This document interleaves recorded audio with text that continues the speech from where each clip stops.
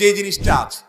কথার কথা, আল্লাহ রাব্বুল আলামিনের একটা নাম হলো গফফার, মহা ক্ষমাশীল, বারবার বান্দাকে ক্ষমা করেন।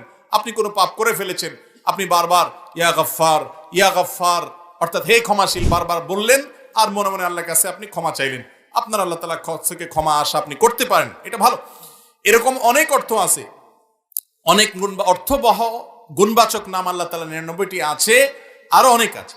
এই নামগুলো আপনি ওই অর্থের দিকে তাকিয়ে যদি পড়েন, আল্লাহর কাছ থেকে কোনো কিছু পেতে পারেন। কিন্তু দুঃখের বিষয় হলো, আল্লাহর নামগুলো এগুলো জপে জপে দুনিয়ার বিভিন্ন স্বার্থ হাসিলের জন্য আল্লাহ তাআলা এগুলো আমাদেরকে দেন নাই।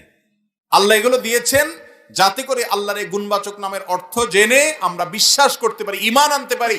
যেমন কথার কথা, আল্লাহ তাআলা আলিম, সব কিছু জানেন। তিনি জানেন না এমন কিছু নাই, তার কাছে কিছু গোপন রাখা যায় না। এটা জানার পর আমি আল্লাহ সম্পর্কে ধারণা নিলাম, এই বিশ্বাস রাখলাম, ঈমান আনলাম। এই জন্য আল্লাহর গুণবাচক নাম দেয়া হয়েছে।